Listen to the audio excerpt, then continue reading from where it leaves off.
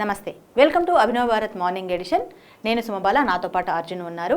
Telangana editions పేపర్స్కి వచ్చేసరికి ఈరోజు తెలంగాణలో వచ్చిన రెండు ముఖ్యమైన పేపర్లు ఈనాడు, నమస్తే తెలంగాణలో ఎలాంటి వార్తలు వచ్చాయో ఒకసారి చూద్దాం. అర్జున్, మీరు నమస్తే తెలంగాణ గురించి చెప్పండి. మేడం, ఈరోజు దవాఖానాలకు కరెంటు కోతలు.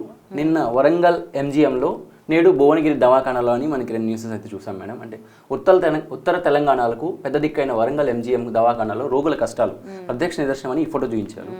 భువనగిరి జిల్లా దవాఖానా బుధవారం, ఆదివారం అదే అంటే మొన్న ఎంజిఎంలో కరెంటు పోవడం వల్ల చాలాసేపు కరెంట్ లేదు, దాంతో పేషెంట్స్ ఇబ్బంది పడ్డారని మొన్న జరిగింది. అది నిన్న జరిగింది భువనగిరిలో అని. ఇంకోటి దానికి కౌంటర్గానే ఇంకో కింద ఐటమ్ చూడండి, తెలంగాణలో కాంగ్రెస్ చీకటి అని.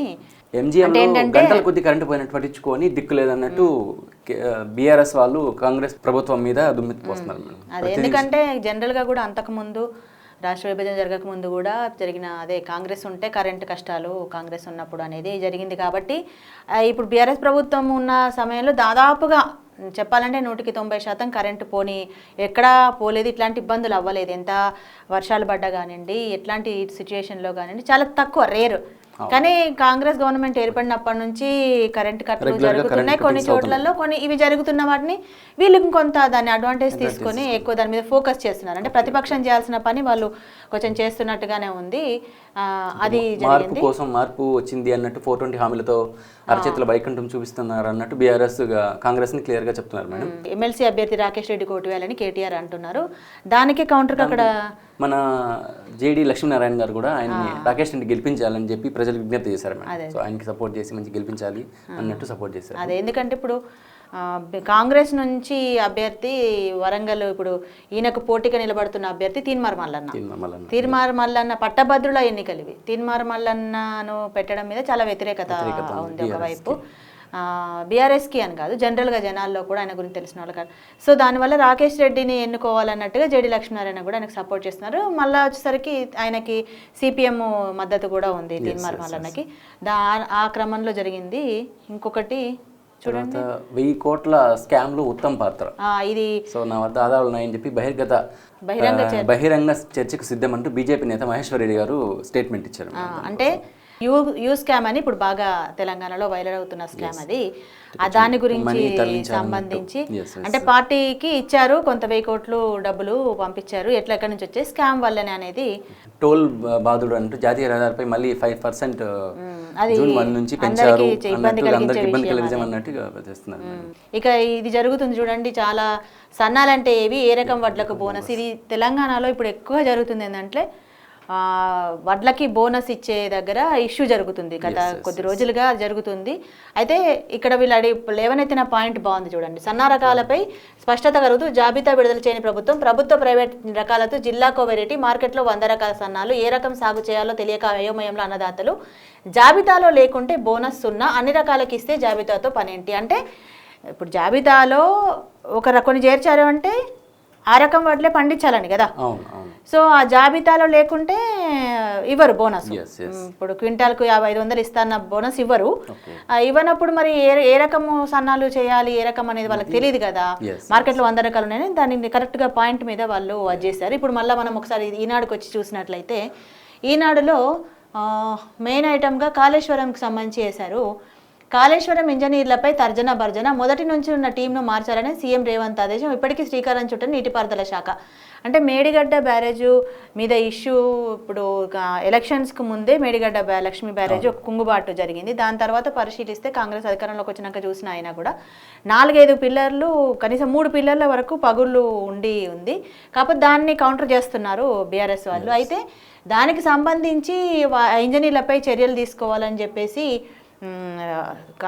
రేవంత్ రెడ్డి ఆదేశించినా కూడా ఇప్పటివరకు జరగలేదు అనే దగ్గర అసలు ఎంత స్థాయిలో ఉంటే జరగలేదు అనేది వీళ్ళు ఒక చిన్న ఐటమ్ వేశారు. ఇక ద్రవ్యలోటు 49,000 కోట్లు అని ఒక పెద్ద బ్యానర్ ఐటమ్ వేశారు. గతేడాది బడ్జెట్ ఆదాయ లక్ష్యం 2.59 లక్షల కోట్లు కాగా వచ్చింది 2.18 లక్షల కోట్లు. ఇందులో అప్పులు 49,000 కోట్లు.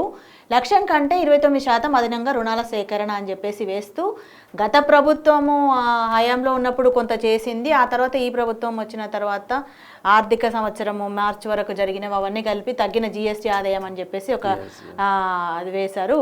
ఆ తర్వాత పిన్నెల్లి పరారు అని చెప్పేసి కూడా ఇంకోటి వచ్చింది.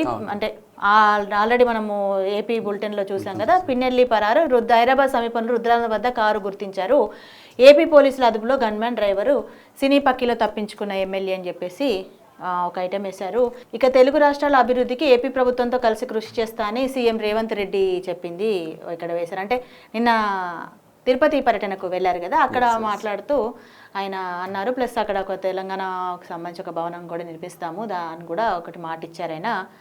ఇక ముస్లింల ఓబీసీ హోదా రద్దు అని చెప్పేసి నిన్న పశ్చిమ బెంగాల్లో 77 ఉపకులాలు కల్పించిన వెసులుబాటును చట్టవిరుద్ధం, కలకత్తా హైకోర్టు సంచలన తీర్పు, వాటిని ఓటు బ్యాంక్గా పరిగణించారని వ్యాఖ్య.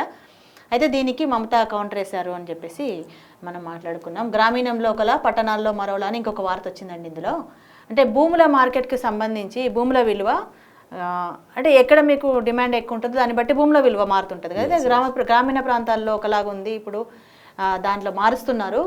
భూముల మార్కెట్ విలువ పెంపుకు రిజిస్ట్రేషన్ చేయించడానికి కసరత్తు జరుగుతున్న క్రమంలో అది మారుతుంది అనేది ఒక ఐటెం వేశారు.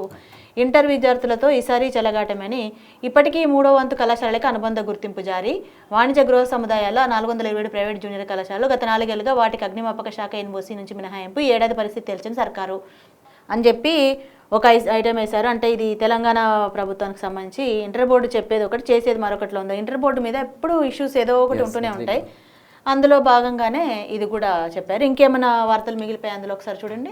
బంగాళాఖాతంలో అల్పపీడనం 24 గంటల్లో వాయుగుండం తుఫాన్గా మారే అవకాశం, 3 రోజులు వర్షాలు ఉన్నట్టు అనౌన్స్మెంట్ చేశారు. సో మనకు ఆల్రెడీ తెలుస్తుంది.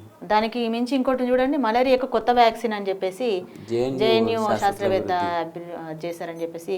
ఇప్పుడు మలేరియాకు వ్యాక్సిన్ ఇవాళ ఇచ్చింది, నిన్ననో మొన్న ఎయిడ్స్కు కూడా వ్యాక్సిన్ అని చెప్పేసి అదొకటి వచ్చింది. అంటే కొంత వైద్య రంగం పరంగా అభివృద్ధి వైపుగా జరుగుతున్నట్టుగా మనం చెప్పుకోవచ్చు. ఇది ఇవాల్టి బులెటిన్. రేపటి బులెటిన్లో మళ్ళీ కలుద్దాం. నమస్తే. నాయకులారా, మీ పనితనం మీ అధినాయకులకు తెలియజేయాలనుకుంటున్నారు. ప్రజలారా, మీ సమస్యలను మీ నాయకులకు తెలియజేయాలనుకుంటున్నారు. ప్రజా సమస్యల పరిష్కార వేదిక మీ అభినవ్ భారత్.